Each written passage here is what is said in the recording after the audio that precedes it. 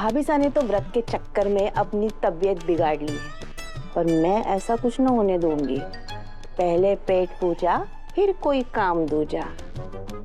सूर्यास्त ना जाने कब होएगा, तब तक मैं और थोड़ा खा लेती हूँ। भाभी साहब तो अपने कमरे में आराम से सो रही है, उन्हें पता भी ना चलेगा।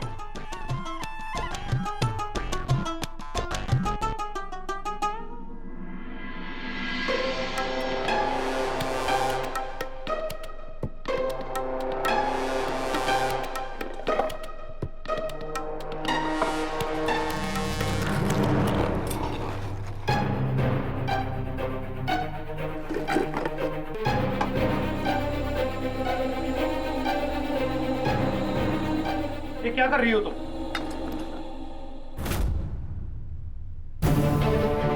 तुम्हारा दिमाग खराब हो गया है। घर में सूर्यास्त तक किसी को कुछ नहीं खाना था और तुमने व्रत तोड़ लिया। आप इतनी जोर जोर से चिल्ला क्यों रहे हैं मयूर जी? मैंने तो पूजा के टाइम पर ही व्रत तोड़ दिया था। भाई साहब ने भी देख लिया था हमारे को। उन्होंने कहा कि किसी को कुछ मत बताना, चुप रहना। जब उन्हें कोई दिक्कत नहीं है तो फिर आप इतना हंगामा क्यों खड़ा कर रहे हैं? तुमने पहले ही व्रत तोड़ लिया था और भाई साहब को ये बात मालूम है। हाँ।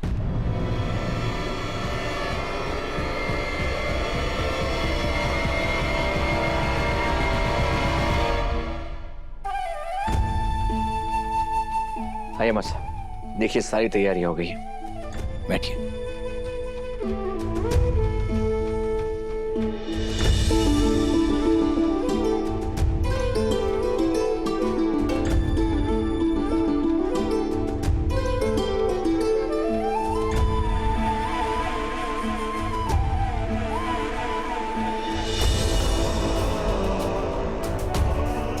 चंदा, अब व्रत खोलने की विधि शुरू करो।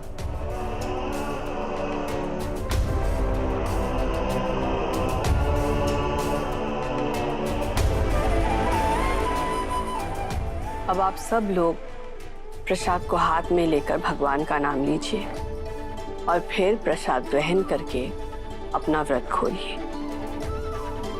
और उसके बाद हम सब लोग भोजन करेंगे।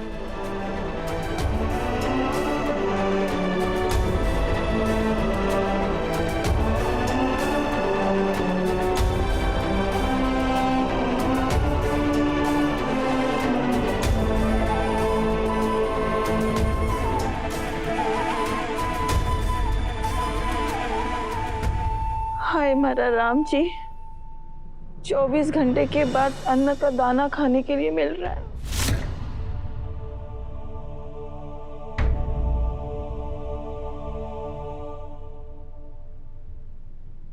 व्रत पूरा हो गया है साहब। अब आप तुरंत जाकर आज रात को ही हमारी बड़ी बहू को प्रणवपुर से विदा करके ले आइए। मुझे तो ये समझ में नहीं आ रहा है चंदा कि वसु को इस घर में वापस लाने के लिए कौन ज्यादा बेचैन है, तुम या देव?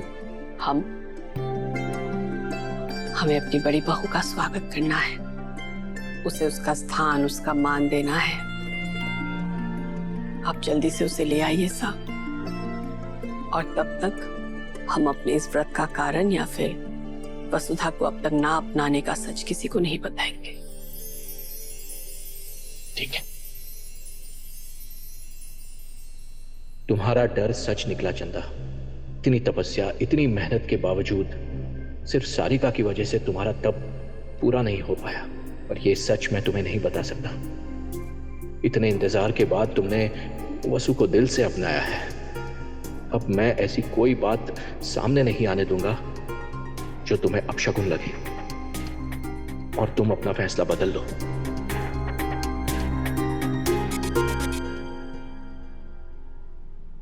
ये चांदी के सिक्के उपहार के तौर पर हमने एक कठिन संकल्प लिया और आप सब ने हमारे इस संकल्प को पूरा करने के लिए हमारा साथ दिया। इसके लिए आप सबके आभारी हैं। थैंक यू मासा।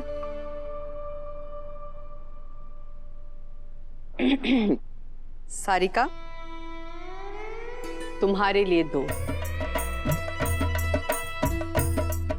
एक इतना कठिन व्रत करने के लिए, और दूसरा हमारी तरफ से माफी कि हमने तुम्हारी हिम्मत और संयम पर शक किया। अरे भाभी साहब, अगर आप कह देना तो फिर मैं 10-12 दिन भी ऐसे ही भूखी रहूं। यो तो एक ही दिन था। हमें तुम पे सच में गर्व हो रहा है सारिका।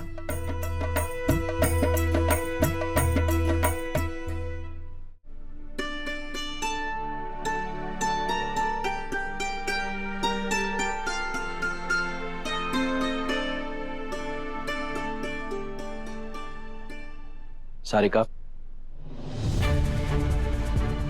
चंद्रिका को इस बारे में बिल्कुल पता नहीं चलना चाहिए, वरना बहुत बुरा होगा। भाई साहब चिंता मत कीजिए, उनको बिल्कुल भी पता न चलेगा। हाँ लेकिन मयूर जी ने सुन लिया है। अगर इन्होंने अपना मुंह खोला ना तो हमारी जिम्मेदारी ना हो। मयूर, चाहे कुछ भी हो जाए, किसी भी हाल में चंद्रिका को इस बारे में पता नहीं चलना चाहिए। नहीं पता चलेगा भाई साहब, मैं बहुत शर्मिंदा हूं। मैं क्या करूं इस पागल औरत का? मयूर, मेरी वापसी तक चंद्रिका का ध्यान रखना। जी भाई साहब। हाँ संकल्प, हाँ बस मैं निकल गया हूँ। गाड़ी तैयार है ना? हाँ ठीक है। हाँ वो उस वाले रास्ते से ही निकलेंगे तो बेहतर रहेगा। उधर ट्रैफिक बहुत होता है। पापा साहब कहाँ जा रहे हैं आप? बेटा एक जरूरी काम से चाल। काम इतनी रात को? और कैसा काम पापा साहब? बैग वैग पैक करके जा रहे हैं? सीक्रेट है, अभी नहीं बता सकता, काम होने के बाद बताऊंगा। पापा साहब हमारे बीच में कब से सीक्रेट आ गया? देव, मैं अभी ये नहीं बता सकता, लेकिन इतना समझ लो कि मैं बहुत खुश हूं। और आज का दिन चौहान हाउस के लिए दिवाली से कम नहीं है। बस मैं एक बार काम खत्म करके वापस लौटा हूं, तुम्हें अपने आप सब कुछ पता चल जाएगा। और देखना, ये पल हम सब के लिए और खासकर तुम्हारी जिंदगी का सबसे खूबसूरत पल होगा बेटा।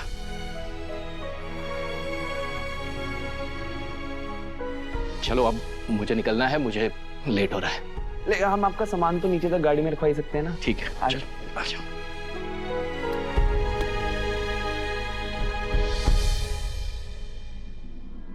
सा, अब हम बिल्कुल ठीक है, क्या हम भी आपके साथ जा सकते हैं? चंदा, अभी भी तुम्हें थोड़े आराम की जरूरत है और मैं जल्दी ही लौट आऊंगा। भाई साहब अचानक कहाँ चल दी? और अगर तुम मेरे साथ चलोगी तो घर में बहू का स्वागत कौन करेगा? चिंता मत करो, मैं बस रात को ही लौट आऊंगा। तब तक तुम रेस्ट करो। देव, गाड़ी निकलवा दी बेटा? जी पापा साहब। अविनाश जी, ये कुछ खाना है, आप इसे गाड़ी में रखवा दीजिए। चंदा, मुझे अपना घर परिवार वसु के बिना हमेशा अधूरा लगता था, पर तुमने उसे अपनाने का फैसला लिया और उस फैसले को पूरा करने के लिए इतनी कठिन तपस्या की। समझो मेरा सपना साकार हो गया। अब जाकर हमारा परिवार एक कंप्लीट फैमिली बनेगा। थैंक यू चंदा। अब जल्दी से हमारी बहू को लेकर आइए।